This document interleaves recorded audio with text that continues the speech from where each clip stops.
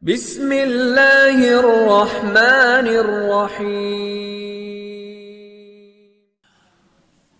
Jangan pernah putus asa, jangan pernah menjadi tidak bersemangat, ya, jangan pernah loyo, ya, jangan pernah loyo, jangan pernah ngelokro, ya, jangan pernah ngelokro.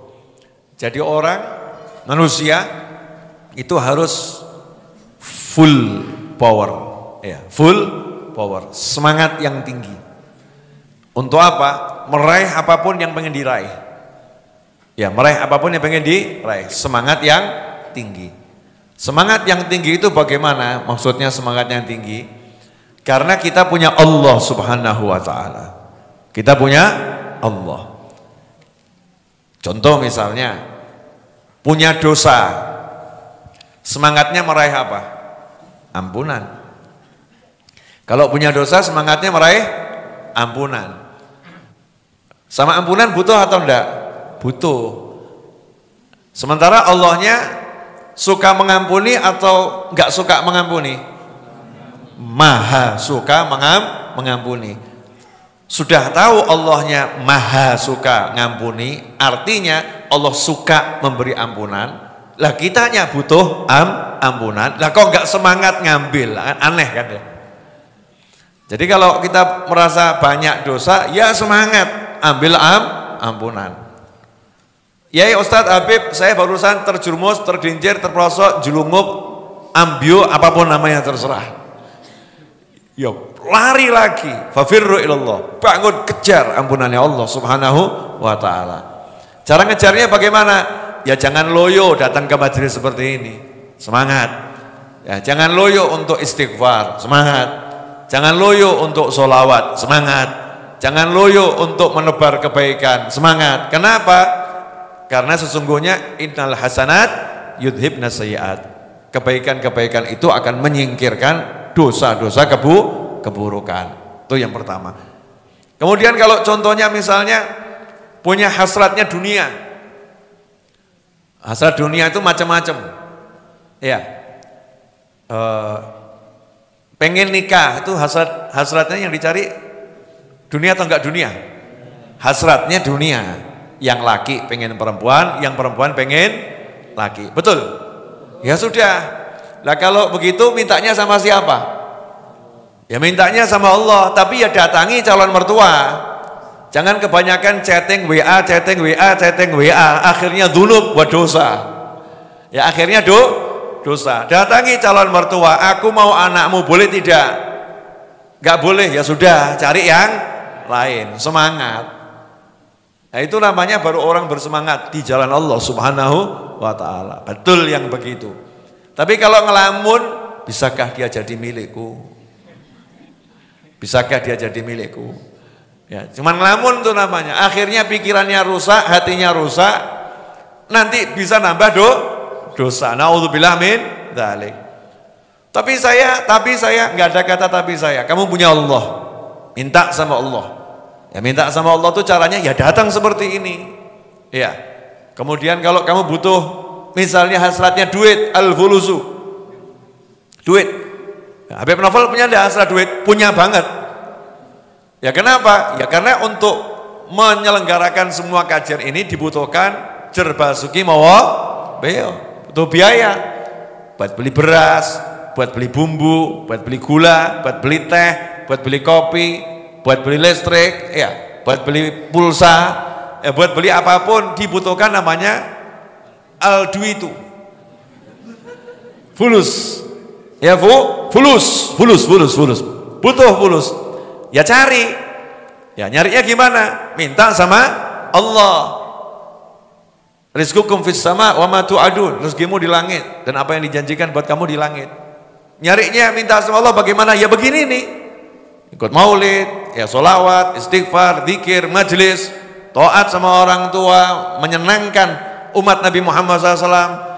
Itu caranya minta sama Allah. Nah terus badannya bagaimana? Ya kerja. Jangan dikira saya nggak kerja. Nah, saya kerja, masya Allah, pagi, siang, sore, malam. Di antara kerjaan saya apa? Di antaranya, ya. Selain saya konsultan orang-orang kaya. Loh, ya betul loh ya.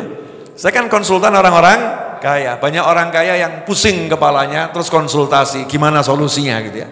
Tapi nggak pakai tarif. Dibayar ya alhamdulillah, nggak dibayar ya alhamdulillah. Kan itu ustadz kan begitu kan. Kalau orang kaya pusing, nah ustadznya kan berubah profesi. Diganti aja konsultan orang kaya. Ya. Kemudian konsultan orang yang nggak kaya. Itu juga kerjaan saya. Orang-orang yang susah. Kalau orang kaya punya duit, orang susah punya doa. Pilih mana kamu? Ketemu orang kaya atau orang susah? Ustaz Iis bilang, orang kaya yang susah, Beb. Masya Allah. Ustaz Iis ini cerdas ya. Orang kaya yang susah katanya. Kenapa? Sudah punya duit, dia punya doa, punya semuanya. Ustaz Iis. Jadi, saya juga kerja keras. Ya, tapi cerdas.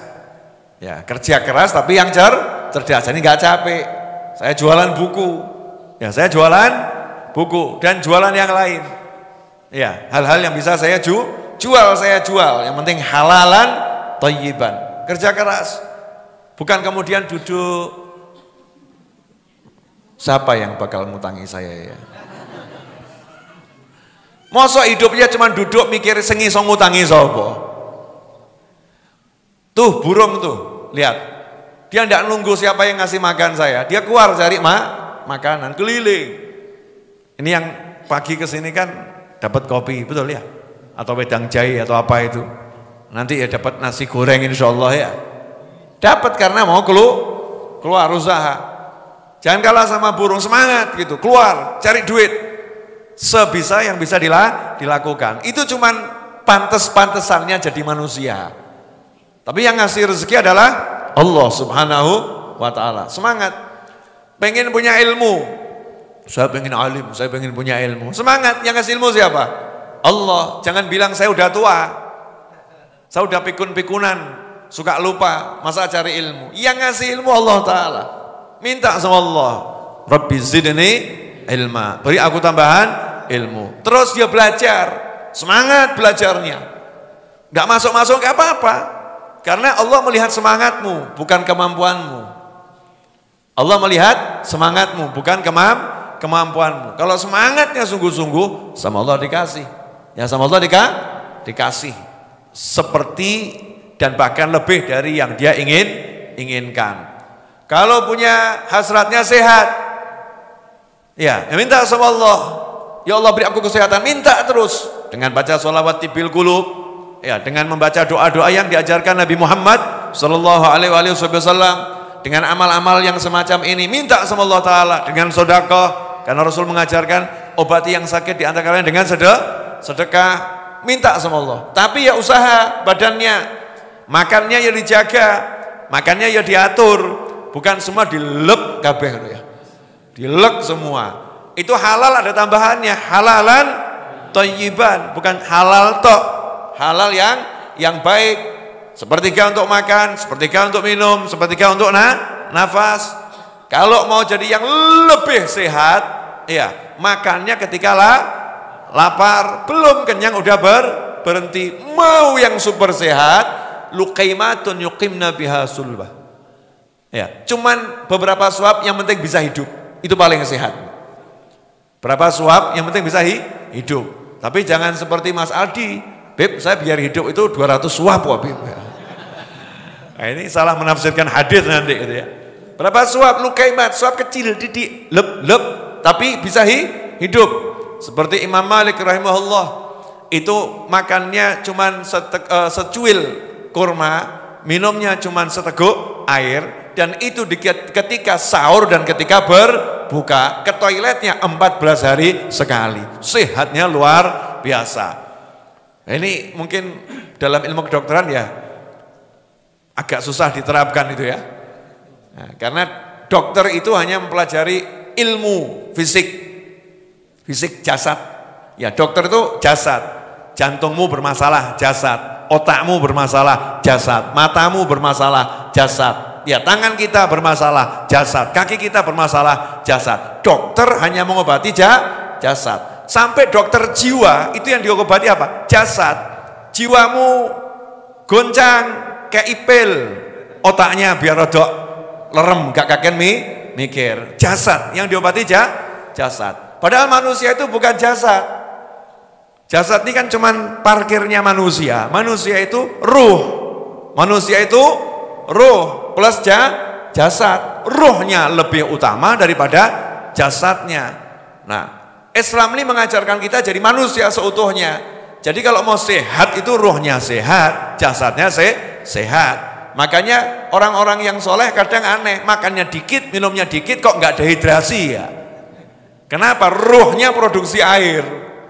Ya, ruhnya produksi air, ruhnya produksi makanan. Nah, itu yang nggak dipelajari dalam ilmu kedokteran manapun.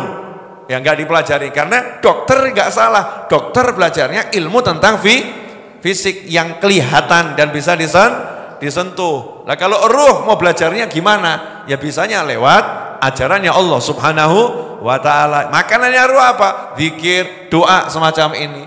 Maka kalau kita sering duduk yang semacam ini, ruhnya sudah sehat insya Allah. Ya, tapi jangan lupa ruh ya punya kendaraan namanya jasad. Nah, kalau jasadnya nggak dirawat ya ruhnya nanti kesian. Kaboten ngangkat jasad yang rusak. Akhirnya kalau udah jasadnya rusak, nggak bisa ditempati, terpaksa ruhnya pindah kemana? Kuburan. Jasadnya udah rusak, keluar ruhnya, pindah ke kuburan. Ya naudzubillah min dzalik. Maka kalau pengen sehat, makannya dijaga, pikirannya dijaga, ya, tubuhnya dijaga, olahraga. Olahraganya apa? Yaitu diantaranya orang kalau sholat tahajud 1000 rakaat itu kan ya olahraga itu. Ya tahajud 1000 rakaat, rukuk sujud ya. Itu olahraga fisiknya, olahraga hatinya olahraga. Apalagi renang seperti yang disunahkan Nabi Muhammad SAW, sibahah, berenang. Apalagi pacu kuda, nggak ada kuda ya udah kamu lari gitu. Ya kamu lari jalan, pokoknya tubuhnya digerakkan biar sehat. Ojo kaken deprok tok,